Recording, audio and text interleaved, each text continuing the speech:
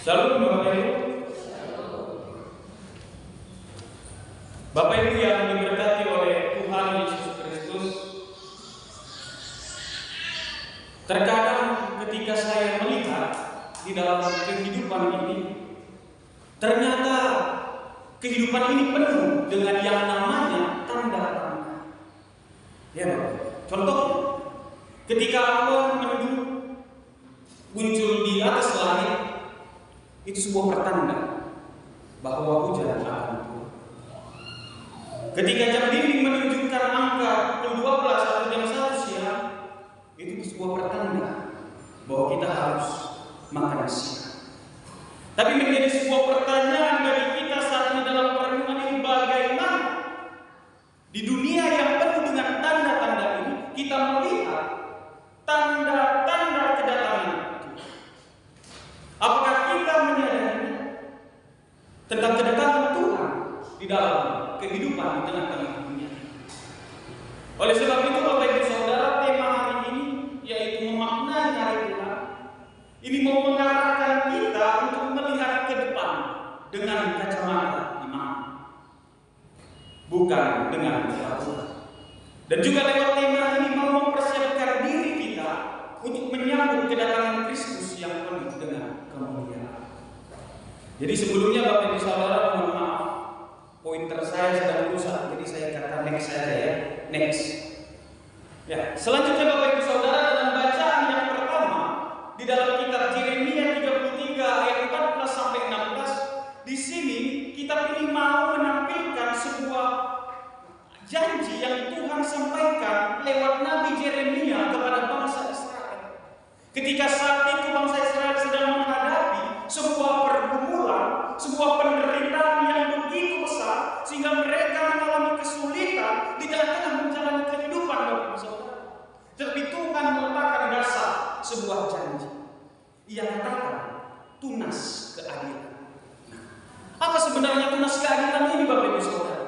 Tunas keadilan yaitu seorang raja dari keturunan Daud yang akan membawa keadilan dan kebenaran. Inilah sebuah janji yang diletakkan Allah kepada bangsa Israel lewat Nabi Yeremia, bahwa tunas keadilan yaitu raja dari keturunan Daud akan membawa keadilan dan kebenaran. Jadi janji ini, Bapak Ibu Saudara, sudah dikenal melalui kedatangan Yesus Kristus yang pertama. Tetapi juga teks ini juga mengarahkan kepada nubuatan tentang janji kedatangan Yesus yang kedua kali, Bapak Ibu Saudara, di mana kehadiran Yesus yang kedua kali ini akan memulihkan seluruh ciptaan, dan hal ini menunjukkan kepada kita bahwa hari Tuhan adalah hari kemenangan dan pemulihan bagi umat yang percaya. Next. Nah, selanjutnya Bapak Ibu Saudara, di dalam Injil Lukas pasal 21 ayat 25 sampai 27. Di sini berbicara tentang gambaran hari Tuhan. Jadi Yesus memberikan gambaran tentang peristiwa besar yang akan terjadi menjelang kedatangannya kembali. Jadi Yesus mengatakan bahwa ada tanda-tanda di langit, ada gejolak alam dan ketakutan di antara bangsa-bangsa. Jadi Bapak Ibu Saudara, semua ini menunjukkan bahwa dunia ini berada di bawah kuasa. Bahkan dalam kekacauan yang tampak sekalipun, teks ini di dalam ayat 25 mau menunjukkan kepada kita bahwa luar biasanya hari Tuhan yang akan datang itu. Tetapi mau diingatkan kepada kita, Bapak Ibu Saudara, meskipun tanda-tanda itu tampak pada matahari, bulan, bintang-bintang, dan di bumi bangsa-bangsa akan takut, bingung menghadapi deru dan gelora laut, firman Tuhan mau mengingatkan kita kepada orang yang percaya bahwa hari Tuhan itu bukanlah hari yang harus ditakuti, tetapi itu adalah hari yang dirindukan karena keselamatan Tuhan sudah mendekat. Next. Yang kedua, Bapak Ibu Saudara, di dalam ayat 28, panggilan untuk bangkit dan berpengharapan. Jadi Yesus mengatakan kepada murid-muridnya, juga kepada kita pada saat ini, Bapak Ibu Saudara, bahwa akan ada pengharapan. Dikatakan apabila semuanya itu terjadi, bangkitlah dan angkatlah mukamu, sebab penyelamatanmu sudah dekat. Ini merupakan sebuah pernyataan, sebuah penghiburan di mana Tuhan Yesus berkata kepada kita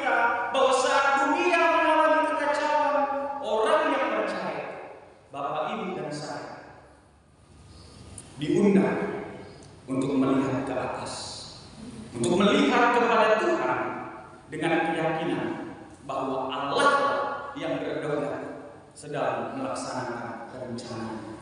Karena segala sesuatu tentang hari Tuhan ini, Bapak Ibu Saudara, tidak bisa dihindari. Karena ini harus terjadi, sebab ini adalah ketetapan yang ditulis oleh Allah di dalam firman. Makanya Bapak Ibu Saudara, ketika hari Tuhan itu terjadi, jangan takut, jangan sedih. Sebab itu memang harus terjadi dalam kehidupan ini. Tapi mari kita menghadap kepada Tuhan, sebab Dia yang berdaulat, yang berkuasa akan kehidupan bahkan semesta alam. Selanjutnya, di dalam ayat 34 sampai 36, berjaga-jaga dan berdoa.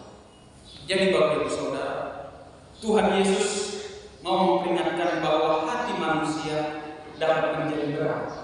Hati kita, Bapak Ibu Saudara, itu dapat menjadi berat. Sebabnya apa?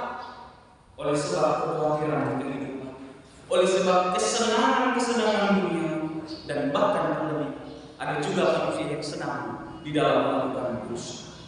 Jadi karena kesenangan dunia ini, Bapak Ibu Saudara, ini bisa membuat kita lengah, ini bisa membuat kita tersandung di dalam kita menanti hari kedatangan Tuhan. Dan pada saat ini, Bapak Ibu Saudara, di tahun 2024 di 1 Desember kita memasuki minggu Advent yang pertama, di mana Advent yang pertama ini, Bapak Ibu Saudara, berbicara tentang nubuat-nubuat yang telah disampaikan oleh nabi-nabi perjanjian lama mengenai kedatangan Mesias. Dan di minggu Advent yang pertama ini mau mengajak kita tentang menemukan sebuah pengharapan, sebuah harapan yang datang daripada Tuhan. Oleh sebab itu, Bapak Ibu Saudara, Yesus berkata kepada kita di dalam ayat yang ke-36, berjaga-jaga sambil berdoa, supaya kamu beroleh kekuatan untuk luput dari semua yang akan terjadi, dan supaya kamu tahan berdiri di hadapan Anak Manusia. Jadi Bapak Ibu Saudara, berjaga-jaga berarti hidup dalam kesiapan rohani setiap hari. Berjaga-jaga siap untuk mempersiapkan diri kita untuk menanti kedatangan Tuhan yang kedua, untuk menanti hari Tuhan itu datang di dalam kehidupan kita. Maka sikap yang harus kita laksanakan yang pertama adalah berdoa. Berdoa menjaga hubungan erat dengan Tuhan. GKI Sumur sebagai gereja yang berhaluan Yohanes Calvin meletakkan dasar bahwa doa adalah sarana untuk menjaga hubungan dengan Allah dan tetap teguh dalam iman. Jadi Yohanes Calvin menekankan sebuah dasar, Bapak Ibu Saudara, dalam konteks akhir zaman. Dia melihat bahwa doa sebagai bentuk kebergantungan mutlak kepada Allah. Jadi di tengah kesulitan dan tanda-tanda yang menakutkan, doa menjadi penguatan kepada kita. Dan kami juga mengatakan, Bapak Ibu Saudara, bahwa doa bukan hanya untuk meminta sesuatu kepada Allah, tetapi doa memperkuat iman dan memberi kita ketenangan di berbagai tengah badai kehidupan. Jadi ketika Bapak Ibu Saudara sedang menghadapi pergumulan di tengah-tengah keluarga, ketika Bapak Ibu Saudara sedang menghadapi pergumulan di tengah-tengah pekerjaan, bahkan Bapak Ibu Saudara tidak sanggup di dalam menghadapi berbagai pergumulan itu, firman Tuhan mengingatkan kepada kita, berdoa kepada Tuhan. Sebab di dalam doa kita bukan hanya meminta, tetapi melalui doa kita mendapatkan penguatan iman dan kekuatan dari Allah. Jadi Bapak Ibu Saudara, mari kita fokus untuk berdoa kepada Tuhan supaya kita tidak terombang-ambing oleh ketakutan di tengah-tengah dunia ini. Selanjutnya Bapak Ibu Saudara, hal yang harus kita lakukan dalam berjaga-jaga adalah bertindak benar, yaitu hidup sesuai kehendak Tuhan. Jadi di sini Yohanes Calvin mengajarkan bahwa iman yang sejati, Bapak Ibu Saudara, iman yang sejati itu harus diwujudkan dalam perbuatan. Jadi bertindak benar berarti menjalani kehidupan yang sesuai dengan firman Allah. Jadi bukan hanya persiapan untuk kedatangan Kristus kita bertindak benar, Bapak Ibu Saudara, tetapi sebagai bukti kita adalah orang yang percaya kepada Allah, maka kita hidup benar dalam menjalani kehidupan. Bertindak benar untuk menyenangkan Tuhan. Bertindak benar dalam melaksanakan firman Tuhan. Karena orang percaya, Bapak Ibu Saudara, Kita orang yang beriman dipanggil untuk hidup di dalam ketaatan akan kebenaran. Kita dipanggil untuk hidup saleh sebagai persiapan untuk menghadapi penghakiman Allah yang akan datang. Itu yang kedua. Yang ketiga, Bapak Saudara, meninggalkan beban dosa, yaitu melepaskan hal-hal yang menghalangi kita untuk berjalan dalam kebenaran. Jadi sampai reformator mereka sekarang juga menekankan kepada kita, Bapak Ibu Saudara, bahwa pentingnya pertobatan dan pembaruan. Makanya Bapak Ibu Saudara, kalau kita perhatikan data ibadah kita, di sini kan ada pengakuan dosa, ada berita anugerah pengampunan dosa, baru diikuti dengan petunjuk hidup baru. Ini sebagai bukti bahwa kita adalah gereja yang beraliran Calvinis, di mana kita harus terlebih dahulu mengakui dosa kita di hadapan Tuhan, baru bertobat di hadapannya, menerima pengampunan dosa dari Tuhan, dan melanjutkan respon hidup baru dengan perubahan sikap hidup kita. Makanya di sini Bapak Ibu Saudara, meninggalkan dosa, saya mau ingatkan bahwa meninggalkan dosa berarti memisahkan diri dari segala sesuatu yang menghalangi pertumbuhan iman dan menghambat hubungan kita dengan Allah. Jadi Bapak Ibu Saudara, sambil menanti kehadiran Tuhan, segala sesuatu yang tidak baik, segala sesuatu yang bertentangan dengan Tuhan, hari ini mari kita belajar untuk meninggalkannya. Karena itu tidak baik bagi kita. Karena itu menjadi sebuah penghalang di dalam persiapan kita untuk menanti kedatangan hari Tuhan. Makanya dikatakan dalam petunjuk hidup baru kita pada saat ini, Bapak Ibu Saudara, bahwa carilah yang baik dan jangan yang jahat supaya kamu hidup. Jadi itu yang ditekankan kepada kita, Bapak Ibu Saudara, karena dosa adalah beban yang menjauhkan kita daripada Allah. Jadi pertobatan yang sejati melibatkan pengakuan dosa dan sebuah tekad untuk hidup dalam kekayaan. Selanjutnya, dan yang keempat, Bapak Ibu Saudara, pengharapan yang kekal. Jadi Yesus mengingatkan kepada para murid dan juga kepada kita, Bapak Ibu Saudara, bahwa segala sesuatu yang ada di dalam dunia ini itu akan berlalu. Tapi ada sebuah makna yang sangat indah, yang dikatakan firman-Nya tetap kekal selama-lamanya. Seperti yang dikatakan dalam ayat 33, Bapak Ibu Saudara, bahwa langit dan bumi akan berlalu, tetapi perkataan tidak akan berlalu. Ini merupakan sebuah pengingat, Bapak Ibu Saudara, bahwa janji Tuhan itu dapat dipercaya, bahwa janji Tuhan itu dapat diandalkan dengan selalu. Jadi hari Tuhan adalah hari penggenapan janji keselamatan bagi orang yang percaya. Coba Bapak Ibu baca di slide kita. Kita sama-sama sebutkan. 2, 2, 3.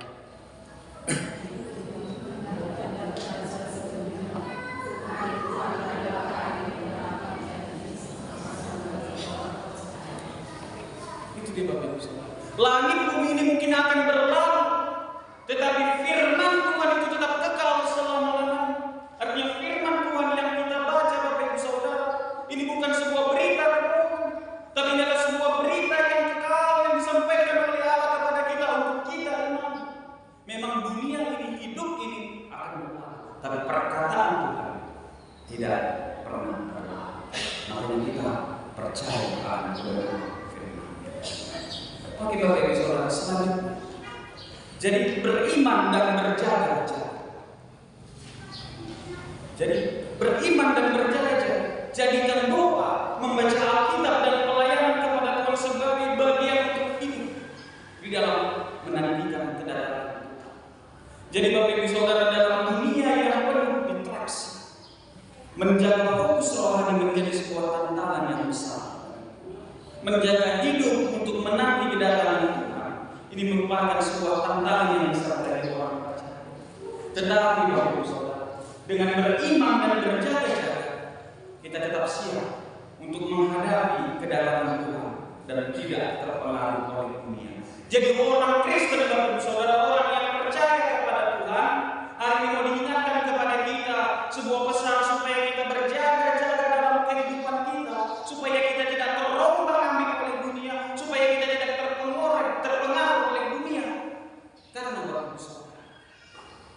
kita hidup di dalam dunia, tetapi kita tidak berasal dari dalam.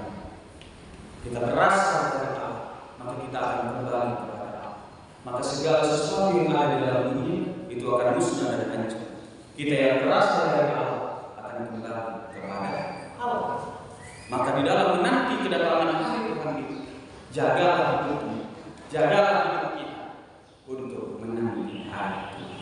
Itu yang kedua, menyebarkan keadilan dan kasih. Jadi Bapak Ibu Saudara, hari Tuhan adalah tentang keadilan dan pemulihan. Jadi mari kita menjadi pembawa terang Kristus di dalam kegelapan ini. Jadi berbuat baik kepada sesama. Itu adalah cara atau bagaimana kita mencerminkan kasih Tuhan kepada kita yang kita tunjukkan dengan menolong sesama. Jadi Bapak Ibu Saudara, namanya juga kita sudah memasuki Minggu Advent, ya kan? Tapi walaupun namanya Minggu Advent, mulai tanggal 1 Desember sampai 31 Desember sudah banyak Natal di mana-mana, baik Natal sekolah, baik Natal kantor, Natal SP, Natal dan lain sebagainya. Itu sudah banyak dilakukan, mulai dari tanggal 1 Desember. Tapi Bapak Ibu Saudara, lewat momen-momen Natal yang Bapak Ibu jalankan, baik lewat kelompok-kelompok yang Bapak Ibu jalankan, nyatakanlah kasih Tuhan, nyatakanlah kasih Kristus di dalam hal saling berbagi. Dan saya bersyukur dan bersuka cita Bapak Ibu Saudara, di mana Komisi Pemuda sudah berjalan ke rumah-rumah Bapak Ibu dan Bapak Ibu Saudara juga memberikan bantuan kasih, tali kasih. Dan itu menunjukkan kepada kita bahwa kita juga menolong sesama, walaupun tidak seberapa yang kita beri. Itu sudah menunjukkan bahwa kita adalah anak Allah yang diajarkan untuk mengasihi sesama. Itu yang ketiga. Yang ketiga, hidup dalam pengharapan. Jadi mau diingatkan kepada saya dan Bapak Ibu Saudara, jangan takut menghadapi hari depan, jangan takut menghadapi masa depan, karena hari Tuhan adalah hari kemenangan bagi orang percaya. Catat itu dalam hati kita bahwa hari Tuhan adalah hari kemenangan bagi orang percaya. Maka kalau kita mengingat bahwa hari Tuhan adalah hari kemenangan bagi orang percaya, maka hiduplah dan yakinlah bahwa Tuhan membenahi setiap janji.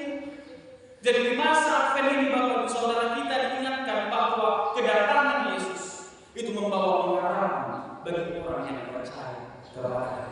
Jadi dunia yang penuh dengan ketidakpastian ini membutuhkan orang-orang percaya dengan keyakinan akan janji Tuhan. Selanjutnya, jadi Bapak Ibu Saudara, di dalam memahami, memaknai hari Tuhan ini, ada sebuah cerita tentang seorang petani yang mendengar kabar bahwa ada raja di daerah tempat dia tinggal dan berladang akan datang mengunjungi desa. Jadi Bapak Ibu Saudara, namanya juga raja yang akan datang untuk melihat desanya ini. Seorang petani ini mempersiapkan dirinya Bapak Ibu Saudara. Meskipun petani ini tidak tahu kapan sang raja ini akan datang, tetapi dia mulai membersihkan ladangnya, dia memperbaiki rumahnya dan menyambut dengan setiap hari dengan semangat, seolah-olah hari itu adalah hari kedatangan seorang raja. Jadi dia mengingat bahwa setiap hari dia membersihkan rumahnya, dia membersihkan ladangnya, dia mempersiapkan segala sesuatu sambil mengingat bahwa seorang raja ini pasti akan datang. Dengan semangat dia menunggu kedatangan seorang raja. Namun waktu demi waktu lama dia ditunggu oleh sang petani ini, tibalah waktunya raja itu datang.